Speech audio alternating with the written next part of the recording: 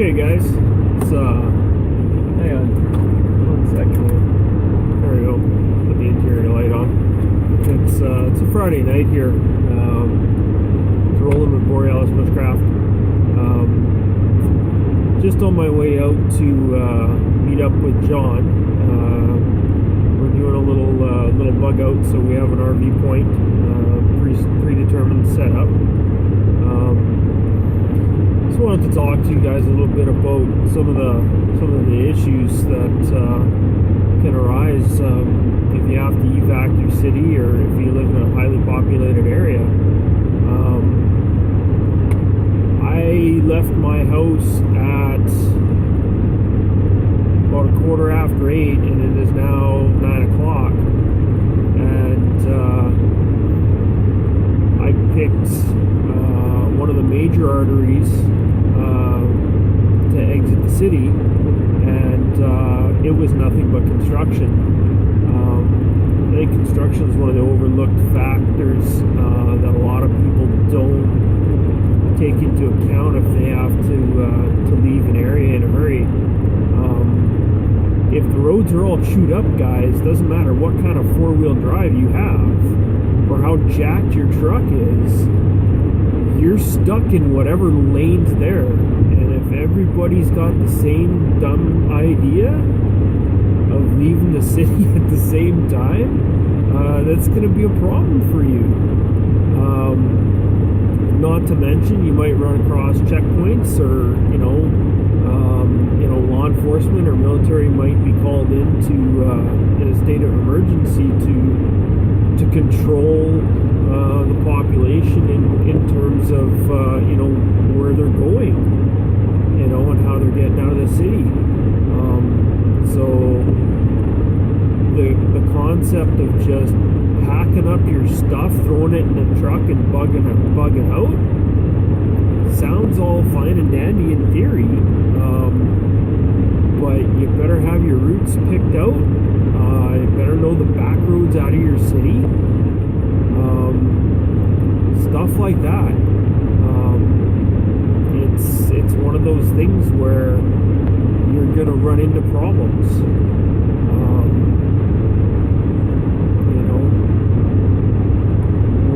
We're on a little bit of an excursion, a bit of an experiment here.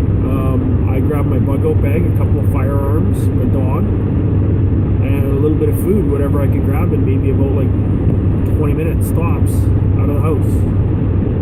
And I'm on the highway now, but it took a long time to get on the highway, using one of the major arteries. I have my own personal route that I use to get out of the city when I want to jet, but and we're not a huge city. Winnipeg's not that big compared to somewhere like Toronto or Montreal, Ottawa, Calgary, Vancouver. There's a lot bigger places than Winnipeg, and if it took me that long to get out, you guys are gonna run into some issues. So that poses a question. Do you go before things get really bad and you kind of get a couple of telltale signs and be preemptive and decide to kind of bug out a little bit early than everybody else before stuff gets bad? Or do you hang tight at home and tough it out as long as physically possible and basically bugging in? Some of the larger cities, that might not be an option. There's been a lot of places that have civil unrest, and it's just not safe to stay in a populated area. So you really need to determine. There's a lot of factors that go into bugging out. The city might be on lockdown. Who knows? They might have checkpoints at every exit. Hopefully, the law enforcement and military aren't trying to keep you into a bad situation, but shit happens, guys. You know, stupid stuff does happen. So yeah, you know, right now, you know, the light's fading. It's getting, you know, it's starting to get dark out. So my RV point, you know, is gonna, you know, I'm gonna be setting up in the dark. You know, time of day is also a factor. You know, do you bug out at night under the cover of darkness? You know, wait that little bit and possibly have to sneak past stuff. Who knows? There's a lot of factors in it, and I don't know if it doesn't really get talked about a whole lot. There's also other channels and stuff that are dedicated to bugging out, you know, stuff like that, preparedness and all those different types of scenarios. You know, WROL and, you know, Kiwaki. Kind of, I'm not envisioning anything that dramatic. Sometimes I'll tell my friends, oh yeah, I'm just planning for the zombie apocalypse, you know. They kind of look at me half cross-eyed and whatever. I'm just funning with them, right? But you know, teaching wilderness skills and bushcraft and preparedness, you get to sit around and have a lot of time to really think and plan and come up with actual strategy to get out. I don't put all my stock into my 4-wheel drive.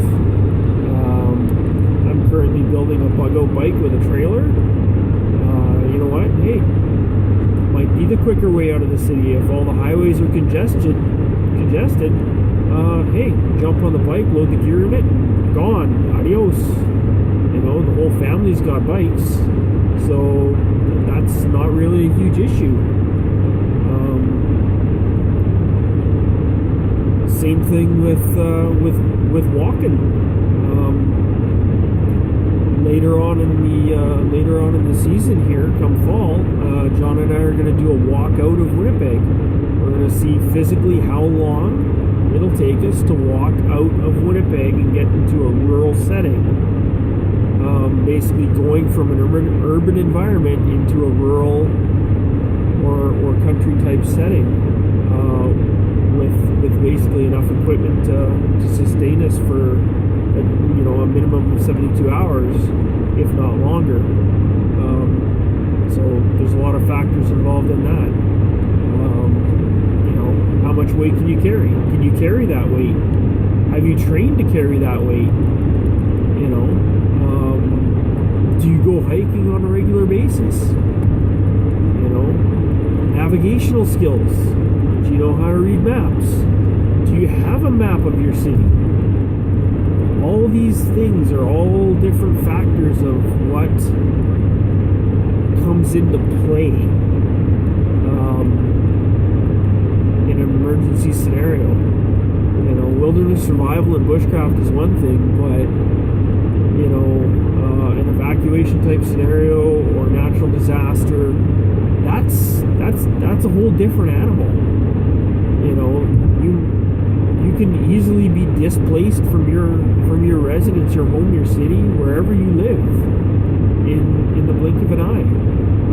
The fires in Fort McMurray this past summer demonstrated that. So, I mean, nobody's really immune to disasters in North America or basically in the world, basically. So yeah, you know, some of my friends say I'm a little bit nuts for going out and kind of doing training and stuff like this, but you know what? It all plays into survivability. Same thing with firearms training. You know, it's one thing to learn how to shoot a gun. It's another thing to be able to do it under stress, when you're not running 100%. Realistically, it doesn't matter what firearm you're using. You just need to be proficient and put some methodical thought into how you train. Same thing with